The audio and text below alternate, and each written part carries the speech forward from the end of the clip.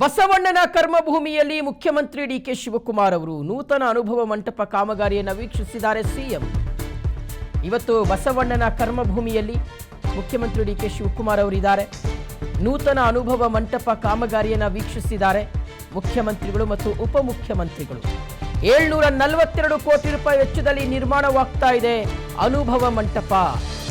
ಕಾಮಗಾರಿಯ ಪ್ರಗತಿಯನ್ನು ವೀಕ್ಷಿಸಿದ್ದಾರೆ. ಗುಣಮಟ್ಟದ ಬಗ್ಗೆ ಅಧಿಕಾರಿಗಳಿಂದ ಮಾಹಿತಿಯನ್ನು ಪಡ್ಕೊಂಡಿದ್ದಾರೆ.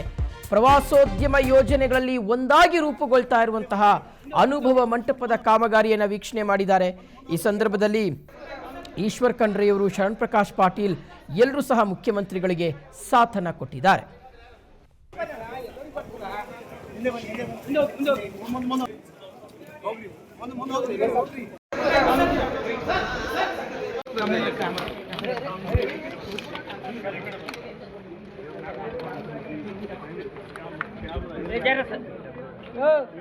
ಅಲ್ಲಿ ಏದವ್ ನೋಡ್ರೋ ಅಲ್ಲಿ ಸಂಬಂಧ ಅದು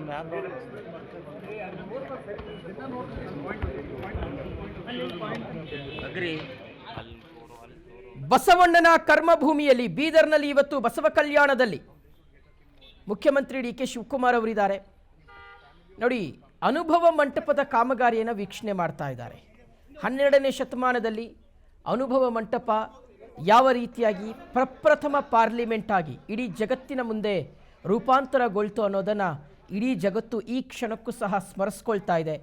ಪ್ರಧಾನಿ ನರೇಂದ್ರ ಮೋದಿ ಅವರು ಸಹ ಅನುಭವ ಮಂಟಪವನ್ನು ಈ ಕ್ಷಣಕ್ಕೂ ಸಹ ಹೇಳ್ತಾರೆ. ಪಾರ್ಲಿಮೆಂಟ್ ಅಂದರೆ ಈಗ ನಾವೇನು ಪಾರ್ಲಿಮೆಂಟ್ ನೋಡ್ತೀವಿ ಅದು 12ನೇ ಶತಮಾನದಲ್ಲೇ ನಿರ್ಮಾಣ ಆಗಿತ್ತು. ಆಗಲೇ ಪ್ರಜಾಪ್ರಭುತ್ವವನ್ನು ನಿರ್ಮಾಣ ಮಾಡುವ ಪ್ರಯತ್ನದಲ್ಲಿ ಬಸವಣ್ಣನವರು ಇದ್ದರು ಅನ್ನೋದನ್ನು ನಾವು ಮಾತನಾಡ್ತೀವಿ. ಸೊ ಹೀಗಾಗಿ ಅನುಭವ ಮಂಟಪ ಅದರ ಕಾಮಗಾರಿ ಈಗ ನಡೀತಾ ಇದೆ. ಈ ಮುಖೇನ ಅನುಭವ ಮಂಟಪದ ಉಪಲಬ್ಧತೆಗಳು ಮತ್ತು ಅದರಿಂದ ಜನರಿಗೆ ಆಗುವಂಥ, ಮುಂದಿನ ಪೀಳಿಗೆಗೆ ಅದರಿಂದ ಆಗುವಂತಹ ಉಪಯೋಗಗಳಾಗಿರ್ಬೋದು ಮತ್ತು ವಾಟ್ ಈಸ್ ಅನುಭವ ಮಂಟಪ ಅನ್ನೋದನ್ನು ಮುಂದಿನ ಪೀಳಿಗೆಗೆ ಪರಿಚಯಿಸುವ ಪ್ರಯತ್ನದಲ್ಲಿ ರಾಜ್ಯ ಸರ್ಕಾರ ಇದೆ.